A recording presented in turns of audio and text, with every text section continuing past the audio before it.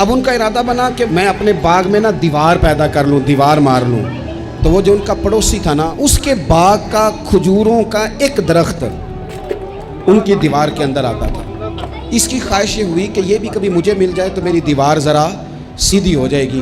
اس شخص نے کہا جی میں نے اس کو بھی کہہ دیا ہے اور آپ سے بھی عرض کرتا ہوں میں نے نہیں بیچنا اپنا یہ درخت۔ حضرت ابو الدحداء نے جب یہ دیکھا نا کہ یہ حضور کو انکار کر رہا ہے اور حضور کی چاہت ہے ایک درخت کی، تمہیں پتہ ہے میرے پاس ایک باغ ہے پورا؟ کہا پتہ ہے۔ کہا تمہیں یہ بھی پتہ ہے میرے باغ میں 600 درخت ہے؟ تمہیں یہ بھی خبر ہے کہ اس باغ میں نے گھر بنایا ہوا ہے؟ تمہیں یہ بھی پتہ ہے کہ میں نے اس میں بہترین کنویں سجائے ہیں؟ سارے شہر میں میرے باغ کی شہرت ہے۔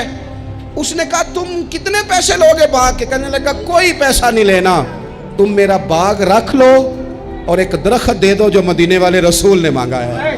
کھار آئے اور آ کے اپنی بیوی سے کہنے لگے ولی مانک بچوں سمیت جلدی جلدی باہر آ جا، میں نے باغ بیچ دیا۔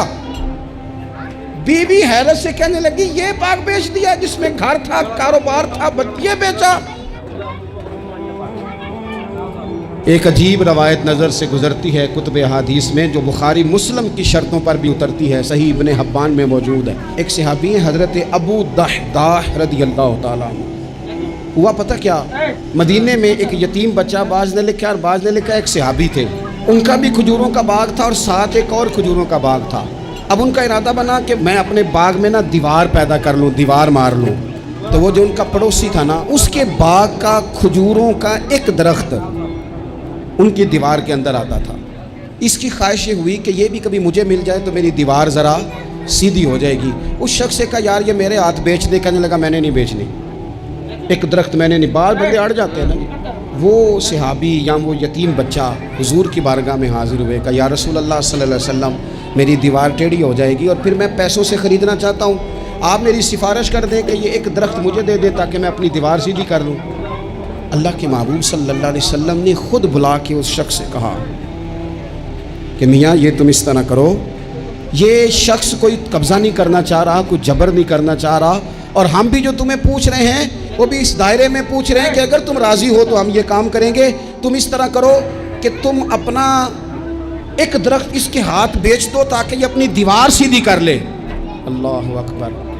اس شخص نے کہا جی میں نے اس کو بھی کہہ دیا ہے اور آپ سے بھی عرض کرتا ہوں میں نے نہیں بیچنا اپنا یہ درخت۔ حضور نے بھی فرمایا، اب اسلام سختی کرتا نہیں۔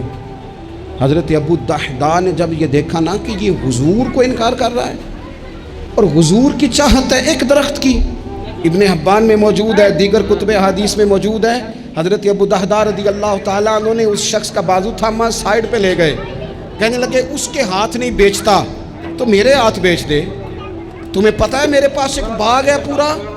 کہا پتہ ہے۔ کہا تمہیں یہ بھی پتہ ہے میرے باغ میں 600 درخت ہے؟ تمہیں یہ بھی خبر ہے کہ اس باغ میں نے گھر بنایا ہوا ہے؟ تمہیں یہ بھی پتہ ہے کہ میں نے اس میں بہترین کنویں سجائے ہیں؟ سارے شہر میں میرے باغ کی شہرت ہے۔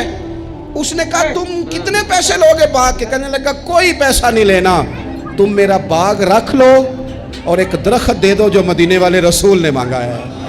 وہ ایک درخت بس مجھے چاہیے، ایک درخت، جیم جان دا کچھ وسا نہیں ہو، اے جان یار نو دے تے آزاد ہو جا، اس سے دل دہین فساد سارے، دل بر نو دے تے شاد ہو جا، بس وہ ایک جو میرے نبی کو پسند آ گیا ہے وہ تو دے دے، بس بات ختم ہو گئی۔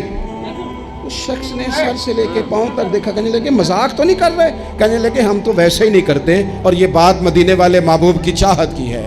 اس نے کہا یہ کون سا سودا ہے؟ فرمایا یہ من کا سودا ہے، تیری سمجھ میں آئے نہ آئے مجھے غرض نہیں، لیکن تو لیتا ہے؟